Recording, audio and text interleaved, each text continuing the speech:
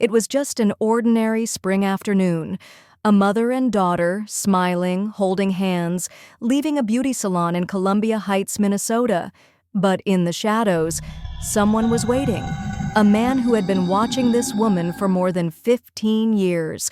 A man with a fantasy so twisted, it would become one of the most horrifying kidnapping cases in American history. Subscribe to True Dark Chapter so more of these stories can be told and more lives protected. Every teacher meets a troubled student, but what if one of them never lets you go? In 1965, at Alexander Ramsey High School in Minnesota, Mary Stauffer taught math to a class of quiet, mostly average students, except one who would never forget her. His name was Ming Sen Shiue. Brilliant, isolated, and already showing signs of darkness no one could see. Not yet. He wasn't the kind of kid who caused trouble. He got straight A's. He kept to himself. But in silence, something festered. To Shiue, Mary wasn't just a teacher. She was perfect. He became fixated with the way she spoke, the way she smiled, how she treated him with kindness.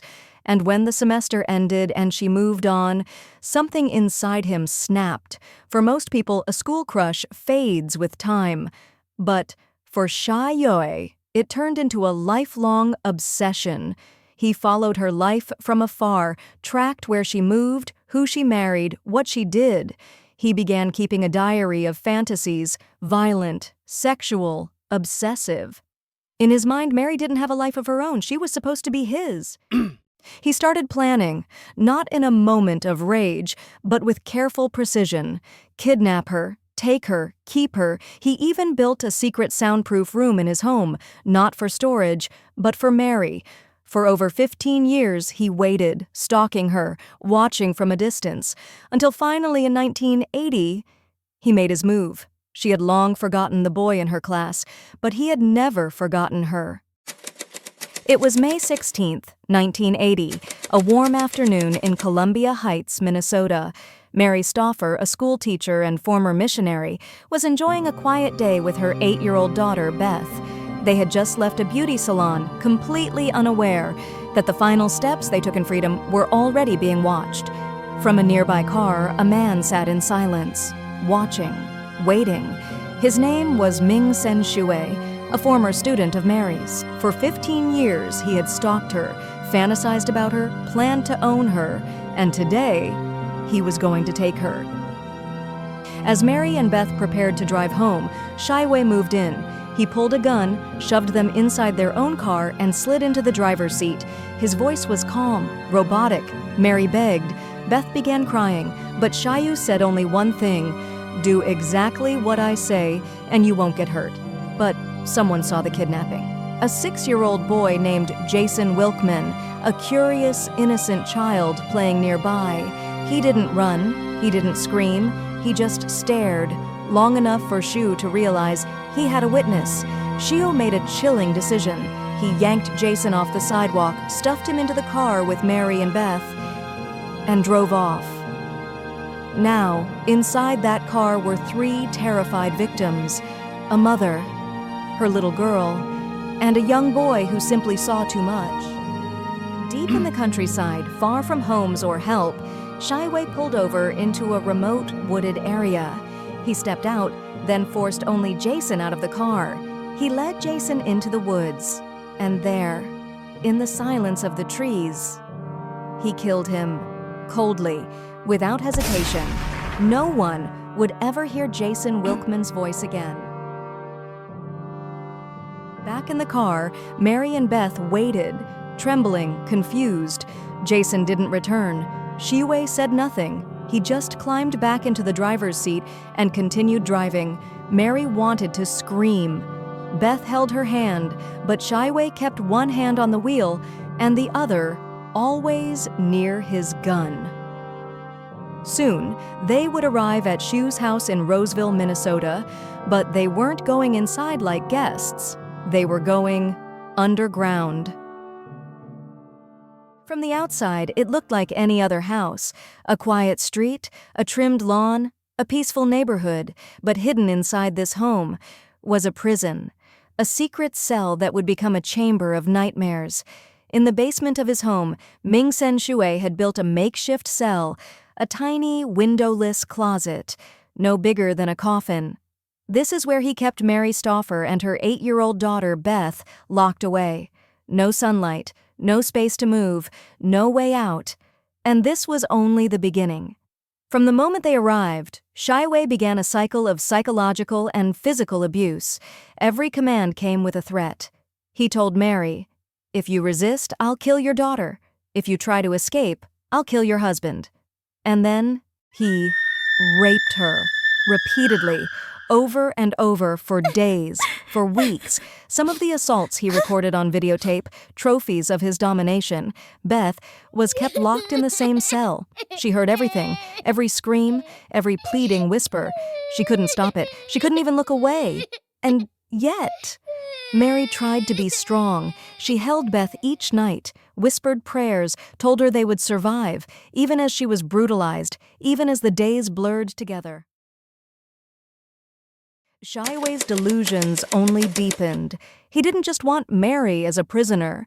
He wanted her to play a role, his wife. He cooked dinners for her, forced her to watch movies with him, pretended they were a couple, even tried to get her to love him. Mary pretended, because pretending was survival. 1 day became 10. 10 became 30. Time lost all meaning in the dark. By the time she saw daylight again, 40 days had passed. After weeks of darkness, silence, and torment, a crack of light appeared. For the first time in over a month, Mary realized they were alone. The door wasn't locked. For the first time since the kidnapping, Shiue left the house without locking the closet.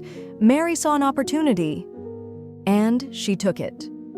Tiptoeing out with her daughter Beth, they quietly crept through the unfamiliar house, heart pounding with every step. They searched desperately for a way out, a door, a window, anything. But every possible exit was either sealed, alarmed, or locked from the outside. Mary even considered making noise, drawing attention. But one look at Beth, wide-eyed and terrified, reminded her of the danger. If they failed, Shiue would kill them. He had said so. They returned to the closet just before he got back, but that moment of hope sparked something in Mary, survival mode. From then on, she began leaving clues, intentionally touching surfaces, shedding hair strands, and leaving fingerprints around the house in case police ever showed up. One neighbor even noticed something odd, a woman and a little girl who didn't belong, but no one took action. Hope was a cruel companion, always just out of reach. She had just seconds, one call, one whisper, one chance to end the nightmare. Despite his obsession with secrecy, Shiue grew bolder. He took Mary and Beth out in public, to a church service, a hardware store, even a fast food restaurant.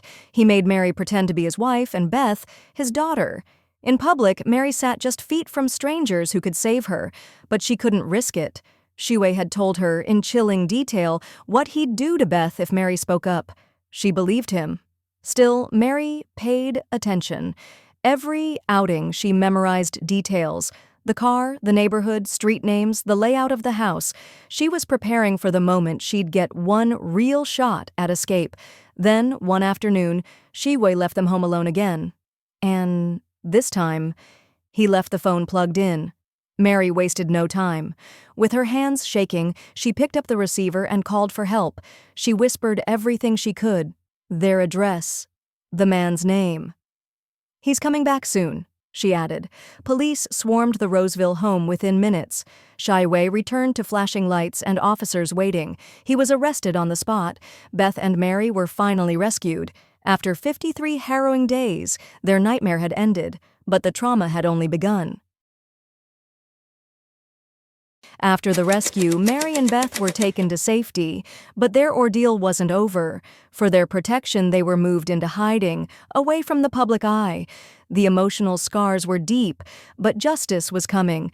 In court, the truth unfolded in horrifying detail. Videotapes surfaced, recordings Shiue had made of Mary's abuse. Even worse, his personal journals revealed his twisted obsession with Mary since he was a teenager, and his chilling plans for kidnapping, control, and revenge.